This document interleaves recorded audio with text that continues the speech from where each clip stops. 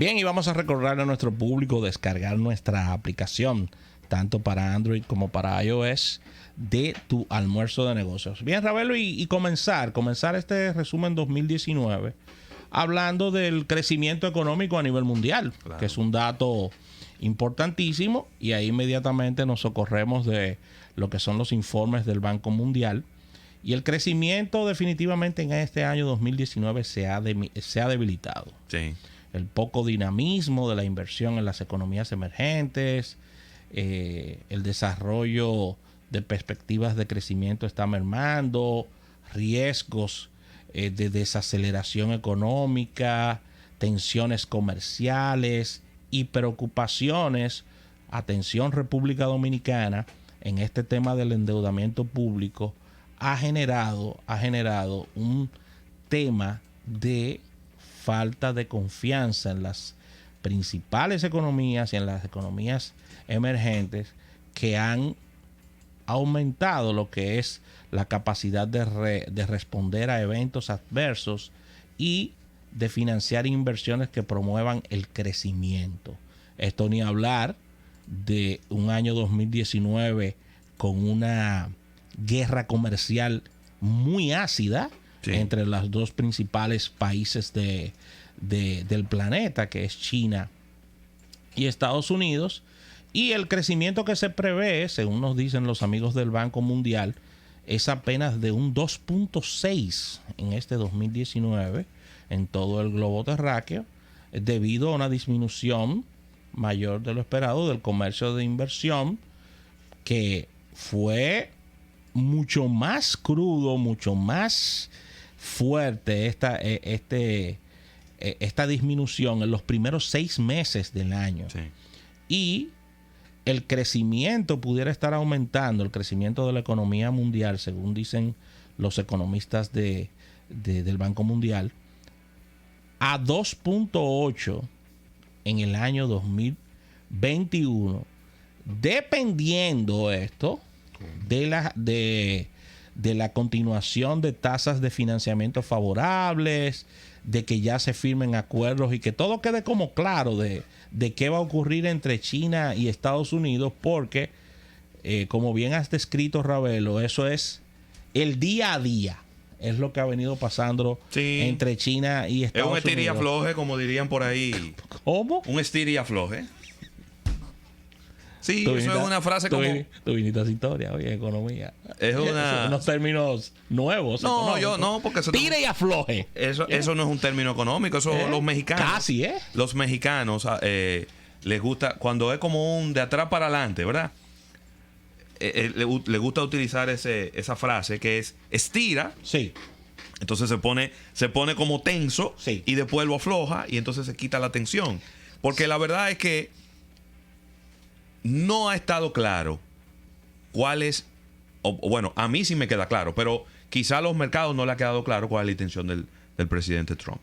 Desde el primer momento, la intención de él ha sido bloquear todo lo que tenga que ver con China.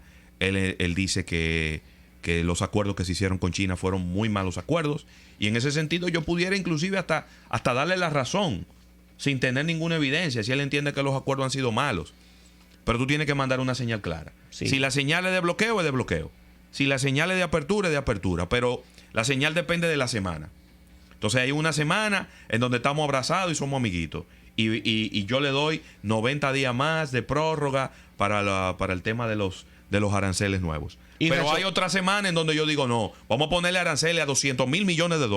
Y resultó ser que nos dimos cuenta, después de más de 200 años de comercio internacional de Estados Unidos con otros países, nos venimos a dar cuenta con la llegada de la administración de Trump que los norteamericanos son los peores negociadores de todos los tiempos. Claro, lo cual a mí no me complace, ¿no? Así que yo no puedo comprar esa idea. No podemos olvidar, dentro de todo este panorama económico, no podemos olvidar todo lo que está viviendo Latinoamérica. Es un tema que no te gusta, Ravelo, pero hay que meterlo, ya que la situación política de las economías más importantes de Latinoamérica y de varios países que venían en un crecimiento consistente, por razones políticas y sociales se han visto detenidas. Tenemos situaciones en Brasil. Sí. Tenemos situaciones de violencia y temas sociales muy fuertes en México. Ni hablar lo que ha ocurrido en Chile, Bolivia, lo que ha venido Ecuador, lo que ha venido ocurriendo Nicaragua, ni hablar. Argentina, una situación Colombia, bastante compleja. Colombia con un crecimiento. Quizás hay que ser listado de los países que están bien. Panamá. Y que no le ha pasado nada. República Dominicana. Sí, Costa Rica. Esos son los que han podido sacar pecho. Sí, porque la verdad es... Perú ha cambiado de presidente. ¿Cuántos presidentes Perú, quedan? Presos y... Lo remarcable de Perú y lo destacable de Perú es que a pesar de la crisis política tan profunda, sí, eso no ha permeado a una crisis social y lo cual es muy notable. Aplaudible. Es muy notable. Y habla de la robustez de la economía y del desarrollo del individuo, del ser humano peruano, sí, que ha puesto como la política a un lado y el desarrollo del país en otro. No, y era como que todo el mundo estaba como en la misma página, ¿no? Todo el mundo estaba en la misma página. Vamos a meter un saco de gente presa. Y no importa quiénes sean. Como que todo el mundo estaba en esa página, ¿no? Es verdad. Porque si un 30% de la población hubiera estado en la otra página, tú puedes estar seguro que algún tipo de problemas se hubiera generado. Pero mira, todo eso, en el fondo, no ha afectado en nada a la economía de los Estados Unidos. A pesar de que quizás hemos visto una disminución de lo que es el Producto Interno Bruto de Estados Unidos. Pero, por ejemplo, el año comenzó con un Dow Jones en 23.327. Pero bien. 23.327. Ese fue el número del 31 de diciembre del año pasado. Luego, el día 1 de enero, estábamos hablando de... ¿Cuánto? Déjame ver. Bueno, exactamente. Ese es el número. 23.000 y tanto. Hoy, al día de hoy, tenemos un Dow Jones en 28.239. Es decir, si vemos la gráfica, es una gráfica ascendente. Nunca va a ser completamente ascendente. Siempre tiene subidas y bajadas, subidas y bajadas. Pero el balance, estamos hablando de casi 5.000 puntos de diferencia, ¿eh? En promedio, porque recuérdense que el Dow Jones es un promedio de los valores de las 30, es una fórmula extrañísima, pero de los valores de las 30 empresas industriales más representativas de los Estados Unidos. Entonces estamos hablando de que independientemente de Trump, independientemente de la guerra comercial con China, independientemente de que la economía de los Estados Unidos no creció a la velocidad que el propio Trump prometió, financieramente, desde el punto de vista bursátil, los Estados Unidos van bien. Vamos internamente. Van bien, es decir, en promedio, lo que eso significa es que usted compró una acción a principio de año y que necesariamente, salvo que sea un caso muy particular, esa acción tiene que haber aumentado al final del año. De 23 a 28. ¿Cuánto es eso porcentualmente? Nada más un cálculo aquí de platanero. Rápidamente. ¿De colmado? Sí, son cálculos de platanero. 28 entre 25. Entre 23, perdón. Eso es un 20%. Altísimo. Entonces... Y ni hablar del manejo del desempleo. El desempleo ha bajado a fichas históricas, a números históricos.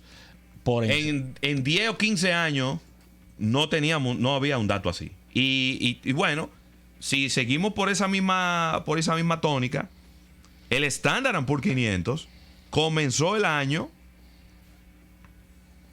Déjame ver dónde es que está este número.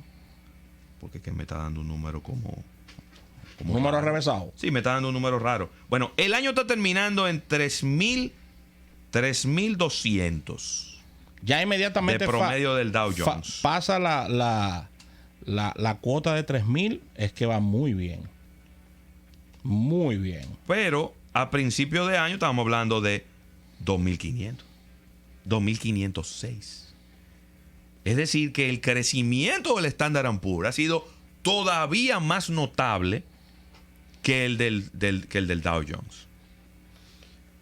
Ahora, la nota quizá discordante, por lo menos para nosotros, es que el petróleo, que arrancó el año en $45 el barril, si bien es cierto que en algún momento por abril se colocó en $65 el barril. Increíble. Luego cayó en junio a 51. Después tuvo otro pico en septiembre que llegó hasta 62, casi 63. Volvió a caer en octubre a 50 y tantos. Pero ahora lo tenemos a $61.32 el West Texas a futuro. Es decir que tenemos hoy en día un precio del combustible, un precio del petróleo que tiene una incidencia importante en muchas cosas en nuestra economía y en la economía de la mayoría de los países del mundo, sobre todo para nosotros que no producimos nada. No producimos nada de petróleo, no producimos nada de gas natural, no producimos nada de GLP, no producimos nada de eso. Tiene una incidencia muy, pero muy marcada. Entonces, sí quise traer esto porque la verdad es que uno puede criticarle a Donald Trump lo que uno quiera. Sin embargo, él ha sido un maestro manejando los índices bursátiles y un maestro, vamos a decir que acariciando a sus amigos, los dueños de las grandes empresas de los Estados Unidos, y dándole su mano amiga, porque al final de la historia eso es lo que él es, un empresario. Él no es un político. Sí. Él es un empresario que se metió en la política, ganó la presidencia de los Estados Unidos en contra de todos los vaticinios de todas las personas que tenían la cabeza en el siglo pasado, y hoy en día se sigue comportando como eso, como un empresario. Se sigue comportando como un empresario, llevando una economía norteamericana en el día a día, porque es eso, es el día a día que estamos viendo de una política la cual muchos critican porque tú estás haciendo un crecimiento dentro de los Estados Unidos, pero hacia afuera tú estás debilitando la marca Estados Unidos. Porque inmediatamente tú entras en una guerra arancelaria, tú estás generando una situación para las marcas norteamericanas fuera de su territorio. Y hay marcas que han quedado en la pata de los caballos con esta situación. Ponemos el ejemplo de Harley Davidson, que se ha visto en problemas. Ford Motor Company con sus vehículos, que ha tenido situaciones importantes en sus mercados de mayor crecimiento como China. Apple dice lo mismo con su situación en Asia, que de convertirse un producto que era inclusive hasta trendy, agarra esta guerra comercial y lo que hace es que incentiva el orgullo y la nacionalidad china, y esto lo que hace es que merma de manera dramática el consumo de los productos norteamericanos, especialmente productos como Apple y sus iPhone, que eran productos muy de moda y muy de estatus en Asia. Y lo que hace el chino es que comienza a comprar productos como Huawei, por ejemplo. Así que es un tema porque cuando hablamos de Trump, él me está hablando de una política económica que posiblemente daba muchos y buenos resultados en los tiempos de Ronald Reagan, en los años 80. Pero el mundo cambió y Estados Unidos cambió, porque Estados Unidos sacó lo que es la mano de obra, la adquiere desde Asia.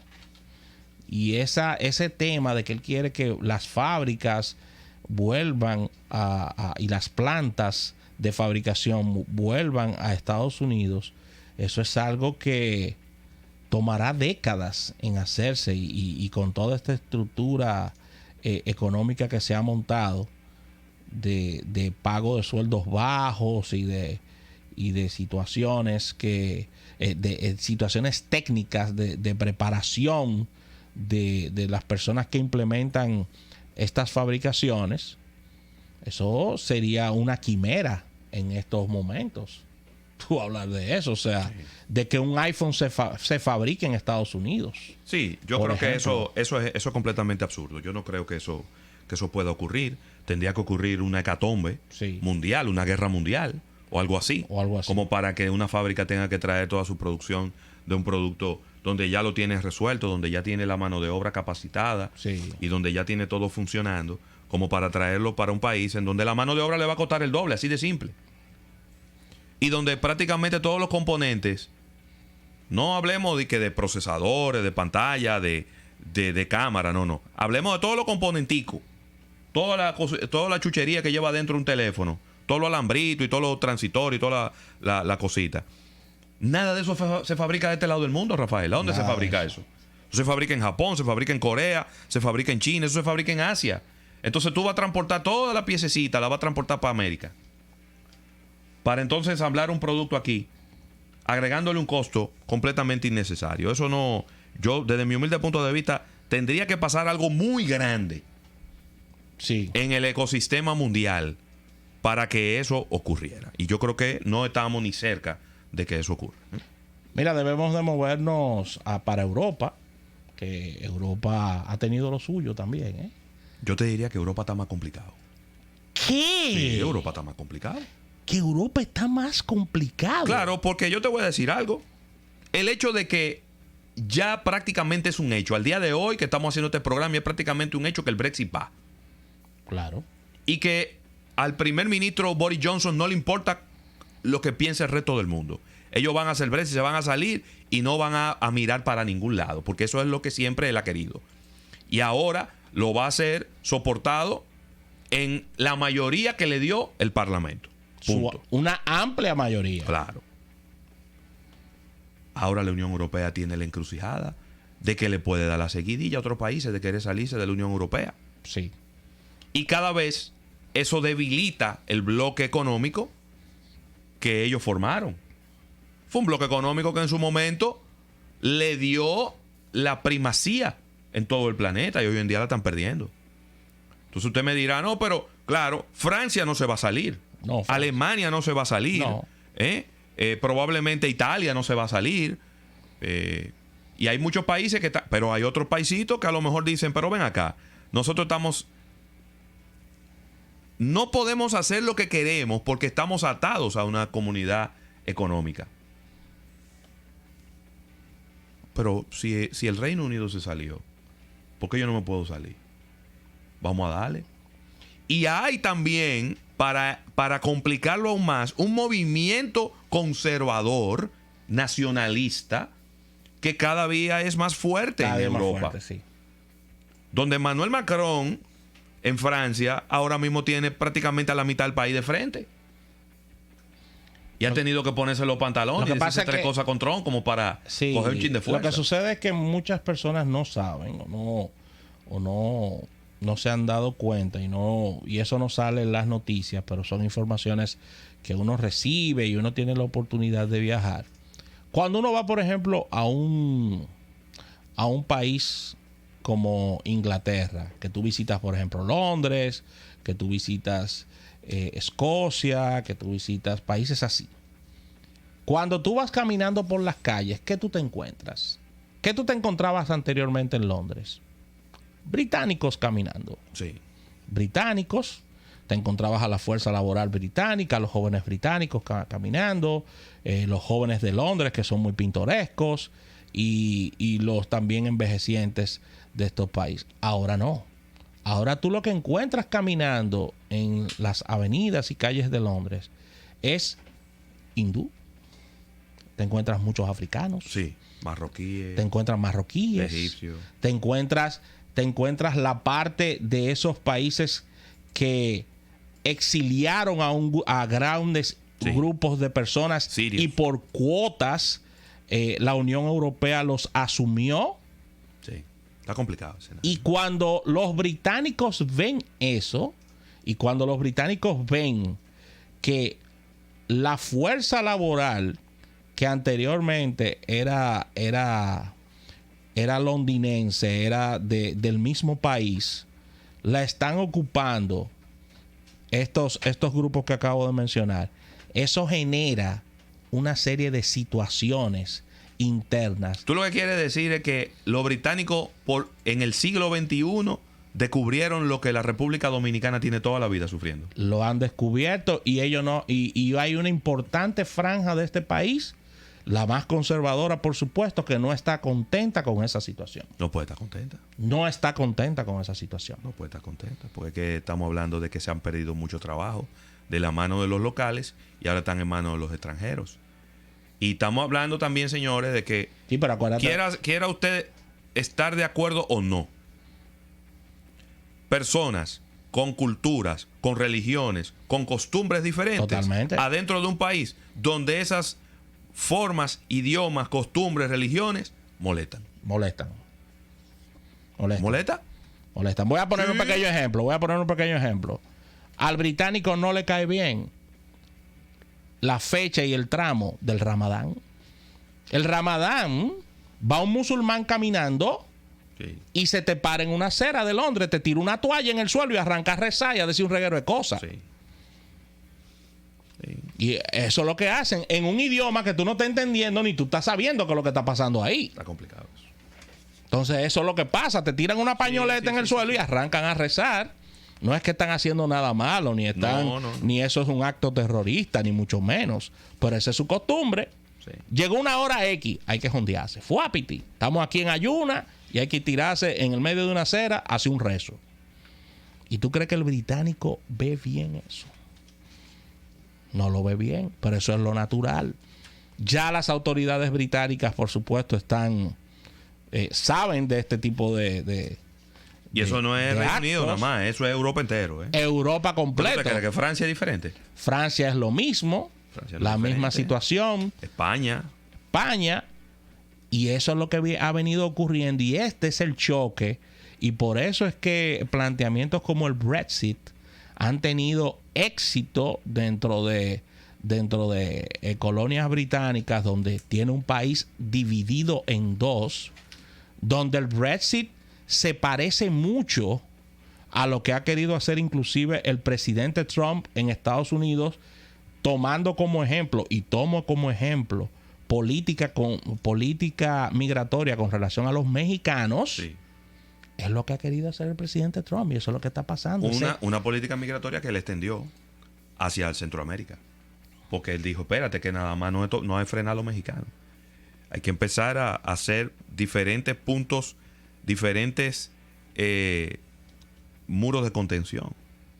Y entonces ya también Guatemala es un país seguro. Sí. Ya así sucesivamente cada vez van haciendo más esto. Y eso tiene una repercusión económica muy fuerte. Y eso tiene una repercusión económica también muy fuerte en la parte de salarios y en la parte del valor de ese individuo británico que se ha visto desplazado, porque no es lo mismo yo como empresario británico lo que le voy a pagar a un hindú en servicio al cliente o en un call center que lo mismo que le voy a pagar, o lo que le voy a pagar a un británico en su país. Y por eso están saliendo de estos países cosas que no se daban anteriormente, mucho talento saliendo de la Unión Europea buscando mejores empleos, y hay una fuga de cerebros y de talentos en estos países buscando acomodarse debido a que definitivamente han perdido plazas importantes de trabajo, porque han venido estas personas de otros países a ocupar posiciones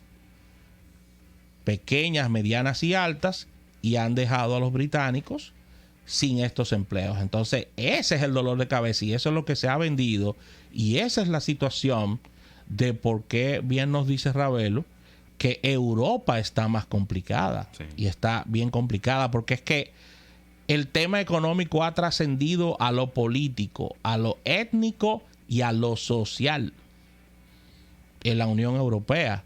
Y ese es el dolor de cabeza. Ni hablar de España. Pero en España no están terminando los presidentes, ni siquiera los periodos, no están terminando bien. No hay manera de que puedan armar el gobierno. Que acuérdate que en España tú ganas unas elecciones, pero luego tú tienes que armar un gobierno. Y si no lo puedes armar a nivel parlamentario, tiene que volver a amarrar todo eso, que no es como nosotros, que ya ganó el presidente y no importa que tenga el Congreso en contra. Es un sistema de gobierno bastante diferente al que tenemos aquí, y la verdad es que está muy fragmentado. Sí, muy entonces fragmentado. ya ese es en la parte interna. En la parte externa ha venido el presidente Trump y su administración a ponerle la cerecita a la Unión Europea, porque él ha querido armar una... Quizás no lo voy a ver tan pesado como la palabra guerra, pero un enfrentamiento entre naciones. Porque esto que ha venido ocurriendo con Francia, lo que ha venido ocurriendo con Alemania, es una muestra de que el presidente Trump no tiene miramientos, donde él dice que los europeos son sus aliados, pero yo no quiero un aliado así. Un aliado que me le mete un 30% de arancel a mis principales productos. No.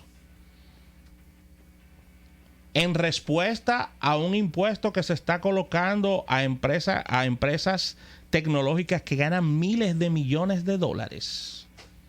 Porque esa es la respuesta, sí, a lo que Francia y la Unión Europea ha venido haciendo con Google, con Facebook y con estas empresas tecnológicas, con Amazon, que ha venido colocando impuestos porque estos consorcios tecnológicos están ganando miles de millones de dólares y los europeos no están viendo un peso de eso. Que eso está generando 2.000, 3.000 empleos. Dirán ellos, quédense con los empleos si ustedes quieren y páguennos los impuestos. Entonces, esa es la respuesta del presidente Trump, que inclusive todo esto se está dilucidando en la OMC, en la Organización Mundial del Comercio, pero esto lo que al final genera es tensión a nivel mundial. Mucha tensión. Señores, no hay producto que te aguante un 30 de aumento de un día para otro de impuestos. No.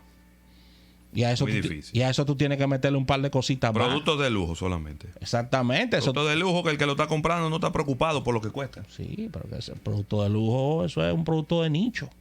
Pero cuando tú hablas de que le metiste un 30% al vino que se te está consumiendo casi como el agua en Estados Unidos, tú estás generando un problema, ¿eh?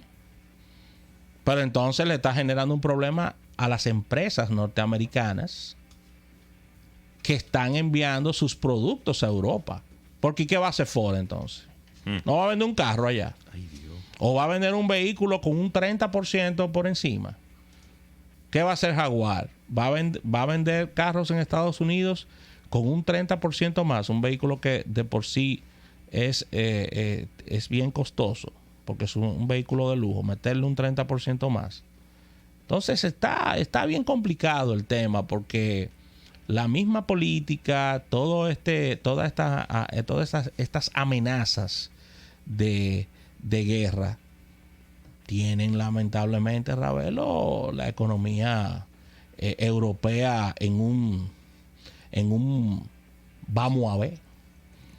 En un vamos a ver.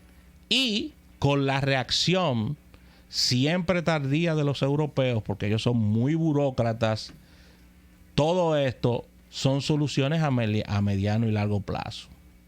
Así que con este segmento vamos a una pequeña pausa comercial y al retorno seguimos con este resumen económico 2019.